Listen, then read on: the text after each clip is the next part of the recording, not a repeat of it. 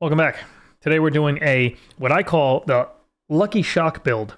This is a guild member's build, and it revolves around the use of Frostbolt, Chain Lightning, of course Flame Shield, that's a must-have, Ball Lightning, Deep Freeze as your ultimate, and of course Teleport. This is a hardcore build, and it might seem a little strange at first, but I'm going to explain the build and why it exists and why it's going to be good.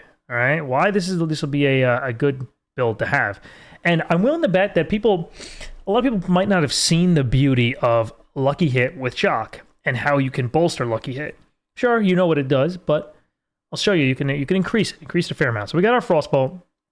Chance to explode on chilled enemies. Generates mana when hitting chilled or frozen enemies.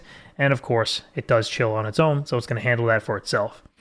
After casting a non-basic skill, you gain 2% resistance to all elements and 1% resistance to that skill's element for 3 seconds. That's great. Helps us stay alive. We are playing hardcore. Chain Lightning, we all know what it does. Jumps to a bunch of enemies, and it bounces. I like it in this game a lot because it bounces between you and the enemy. You know, if it's just one enemy, it'll bounce back and forth. Really, really cool. I like that. Chain Lightning gains 3% increased critical strike chance per bounce. If Chain Lightning bounces off you, its next hit deals 10% increased damage. This is also a build that utilizes high crit and high lucky hit. Lucky hit, critical strikes have up to a 15% chance to reset cooldown of one of your defensive skills. It can only happen once every 10 seconds. So there's one of our lucky hits, our first lucky hit that we're looking at. And it's a lucky hit on crit strikes. And of course, you did see that Chain Lightning does have increased crit chance per bounce. It's pretty good, right?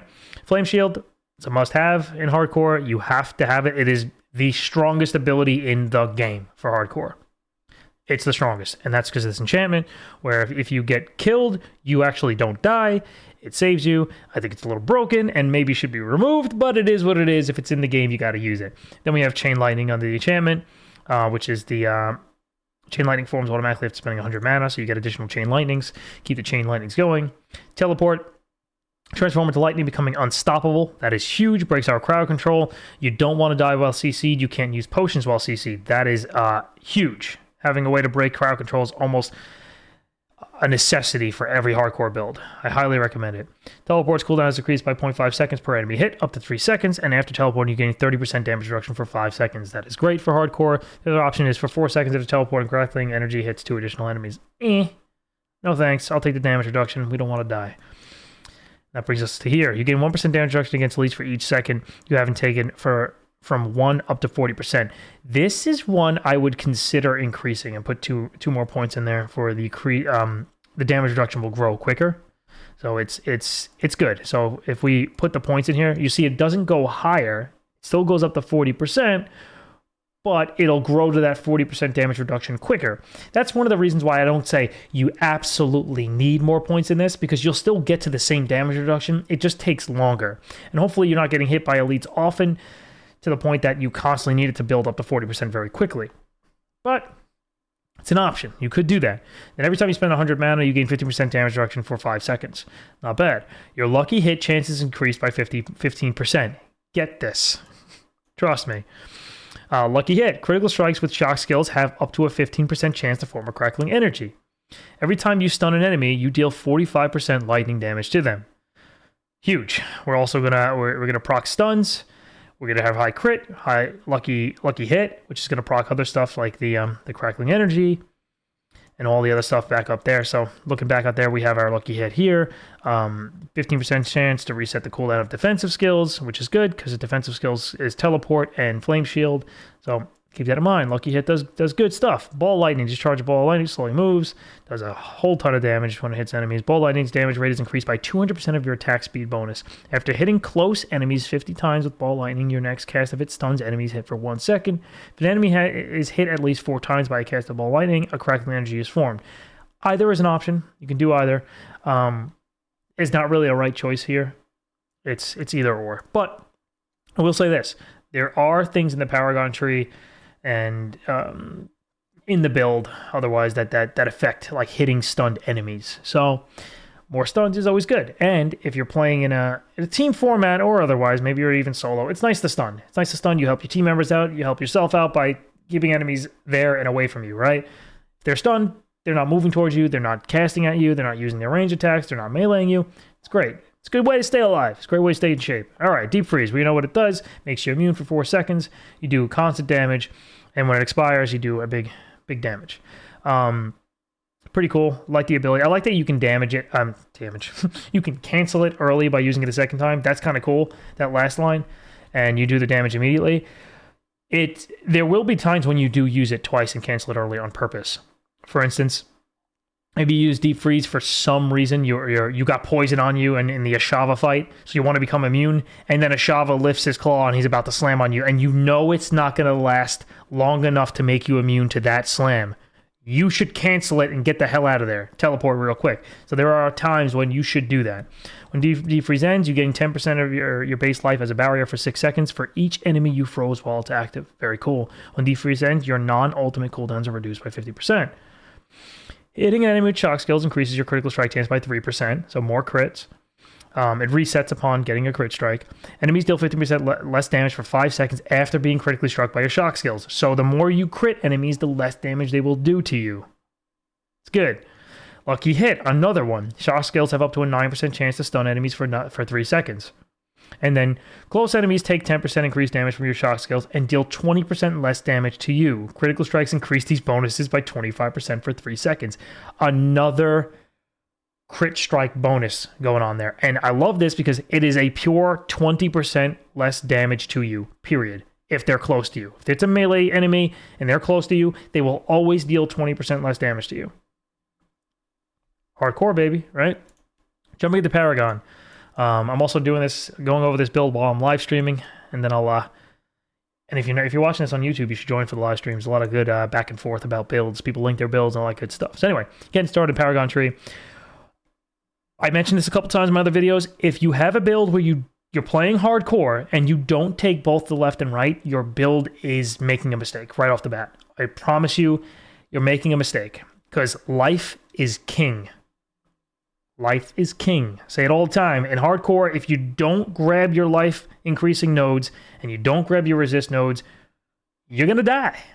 You did. That's it. And the way I explain it, and explain it to someone else on stream, is like, it's this. If you take a hit, let's just say you take 3 hits real fast, bam, bam, bam, and it knocks you to, you lose 95% of your health and you're sitting at 5% health. You will be thanking yourself for taking these nodes because this would have actually saved your life. The increase in life saved you in that moment. If you get nodes that like increase your life by 10% and another 5 here, another 5 here, and you get hit to like 10% of your remaining life, those nodes saved your life. And you could be 50 hours into your character, 100 hours into your character. Please, if you're playing hardcore, grab the damn survivability nodes. I know big numbers are great. You like to do big damage numbers. But these are easy to grab, and you'll see at the end of the tree, life nodes are tough to get. You have to go pretty far to get them, but they are amazing. They're still worth the run. So if you're running for life nodes at the end like that, there is absolutely zero reason not to take these. They are the easiest to get. They are amazing. They're great ways to start your build. And keep in mind, you're around level 55-ish maybe when you're grabbing these. So you don't have a completed build. You're still going through, like, you're starting like world tier 3 stuff. You're getting through that. It's dangerous. You know, your build's not complete. Grab this stuff. Make yourself tankier, right? And there's life nodes on both sides of the Paragon at the very beginning for every class. Grab them. All right, so moving up. For every 5 intelligence, we get 2% increased non-physical damage. For each skill equipped in your enchantment slots, you gain 13.3 resistance to that skill's element. And if we go back, that means 13.3 for flame, 13.3 for shock. That's based off those enchantment slots. It's a good way to start. We're upping our resistances. We grab the resist all elements, the non-physical damage here, and we make sure we have 40 intelligence, which is 10 here, 20 here. By the way, a lot of people make that mistake. They don't realize these yellow nodes give you 10 to your main stat. On the sorcerer, it's intelligence. So there's 20 intelligence right there. 25, 30, 35, 40. There's your 40. You get that bonus. We run up here and we jump to the board. Static Surge. Static Surge. We run right up. We don't grab here. Grab this because damage to stun enemies. While that is nice, it's certainly something you can grab. We don't grab it because the points are better spent elsewhere, such as this, because you're running up anyway near the legendary node. It helps you get up to there. You could certainly try to get this as well if you want, but there's more nodes here that equal better than this section here. Personally, I think the maximum mana is not great, and we only get 3 damage to stunned enemy nodes here, and the rare, while up here we get a rare and a ton of damage to stunned enemies and damage to elites. This is the better section. We grab the life, of course. If you can grab the life, you take it. The potion healing, we ignore that. Don't matter too much. Stunning close enemies restores 10 mana. That's an easy legendary to grab because we're going to grab this anyway. If you have to run out of your way to grab this legendary, I probably would ignore it because it's only close enemies. I wish that was to all enemies, and I do believe maybe nerf it down to 5 mana and make it all enemies. That's how I would do it if I was Blizzard, but I'm not Blizzard, so... Lightning resist. We run up here, damage to stun enemies again. Big damage to stun enemies, as you can see. When we stun, we do a lot more damage. Very, very important. So crit strike's going to be important, lucky hit, and stuns. 50% bonus to all magic nodes within range. That's going to buff all this stuff, damage to stun enemies. It's going to buff our lightning resist, give us a lot of resistance to that. And if you're a big fan of D2, lightning sucked. Lightning enchanted enemies got you killed. So I expect to see a lot of that in D4 as well. At spending 50 mana, you deal 6.7% increased damage, 6.7% increased mana regeneration for 3 seconds. Not bad. We run up here, we grab more life and more lightning resist. And then on the left, guess what? We grab more life. Life is king, baby. And you'll still do good damage, I promise you. Lucky hit chance, we're increasing that over here. This is where it gets the name, the Lucky Shock build. So you do grab lucky hit chance increasing nodes. 2% there, 2.5% there, and 2.5% there. And then we grab this one, dealing cold damage to vulnerable enemies, increases your lucky hit chance by 1% for 5 seconds, up to 15%. So there we are. We do have this as well. This build is designed around... It can be done solo, but it's designed with party play in mind, and our party's going to be keeping enemies vulnerable constantly. If you don't have that, you definitely should look at a way to make enemies vulnerable in your tree, and this is one of the things I would consider grabbing. Instead of this one here, mana, I'd grab the vulnerable one. If you're playing alone, you have to have ways to apply vulnerability. We are obviously, like I said, we're playing in a group, and the sorcerer in our group is not going to be applying vulnerability, besides the occasional, I believe the aspects, there's some that help do that, but this is what I would go if I was solo to help allocate vulnerability to enemies. But you definitely don't have to take this. If you don't want to go vulnerable, you don't want to take this, that's okay. It is a little bit of a run. 1, 2, 3, 4, 5, 6. 6 points to get there from the lucky hit trees, but it is definitely worth it. If you got vulnerable in your tree, which you should definitely get it, because there are ways to get it from aspects to help get your vulnerability on, and it's huge. Increase your lucky hit chance. Moving on, we got cold resistance, which is good because we had a bunch of lightning resistance in the build. We're finally getting cold resistance. Damage to vulnerable enemies in here. And like I said, if you are absolutely not going to be applying vulnerable for whatever reason, I don't really agree with you, but it's okay if you don't. You'd probably want to skip Frigid Fate because you are grabbing some vulnerability specific stuff, but you're also grabbing life and lucky hit chance. So I highly recommend it. Highly, highly, highly recommend it. Moving on up, we go into the Enchantment Master Tree. We grab life and non-physical damage. Then we jump up here. We get damage taken over time reduction, which means if we get dots on us, we get poison, we get bleeds, we take less damage from it. It is amazing. It is good to take. And resistance to all elements. We get a bunch of that here. Good to go with that. Resistance is going to be important. Don't ignore it, please. Damage to non-physical damage. In other words, like everything the sorcerer does. More resistance to elements. And then we grab here, Paragon nodes within range. Gain 40% bonus to their non-physical damage and damage reduction modifiers. Non-physical damage right there. And resistances. Dealing fire, cold, or lightning damage to an enemy increases all damage you deal to them by 5% for 10 seconds, stacking once per element. We do have cold and lightning in the build, obviously.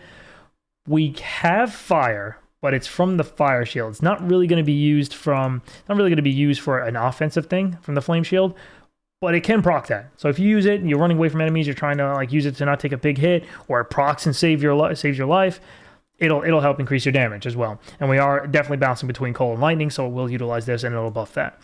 Up here we have non-physical damage and damage to elites, which which is very, very important. And then finally, we run over to the right and we grab our final life nodes. We look at the stats. It gives us 48% life. It is huge. It is amazing. It's just good. And one thing I want to point out is the fatal damage here. If you get killed, well, we have it as an enchantment. It's going to save our lives, right? So that essentially means you're at like 0 health, essentially. I know you can get hit from like 20% health, and it'll essentially kill you, but it'll proc and it'll heal you from the 20%. Flame Shield heals you for 50% of your missing life. The more life we have, the more life we will get back. If we have a ton of life, we're going to get boosted up to a large, healthy health pool, right? A good amount. If you have, I don't know, let's just say you have 500 life and you heal back 250 from that, and then you get hit again and you die. Or you have 1,000 life and you heal up to 500, you get hit again, maybe you survive it. Maybe it's long enough to let you teleport away and survive it. It has a ton of resistances, cold, lightning, and a lot of plus all resistance, 58.5%, a ton of life, and you'll be stunning enemies. You'll be stunning enemies constantly. There's your chill effects. You can go with the go for frozen enemies if you'd like to. You could definitely change this to go more pure lightning based if you wanted. You can grab spark. You can do arc lash if you're comfortable with that. I know that's a little, you get a little bit close, but you definitely don't have to use frostbolt if you don't. But one thing I'll mention, if you don't do frostbolt, I would change this glyph, the one that you deal fire, cold, lightning damage, and you get 5% bonus damage per element. I would recommend changing that out. But it's an option. It's an option. Personally, I might change it up a little bit and switch off frostbolt and feel it out. Feel it out. And that's one of the nice things about the build is you could take this entire build as pure lightning. Don't exclude flame shield. You always take flame shield on sorcerer, no matter what. There's no exception in hardcore. You don't miss flame shield. But you could drop the frost. You can go pure lightning if you want. Just drop that node at the end, and that's it. It's a pure lightning build. You just don't take this node. That is the only thing you need to change. That's it.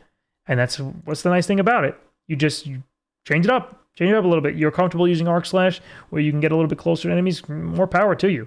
You want to use spark? Go for it. There's no shame in that. And who knows? During leveling, Harley might switch it up and say, I'm not feeling the frostbolt. I'm gonna go spark. You can make it work very easily. And then the final thing, deep freeze.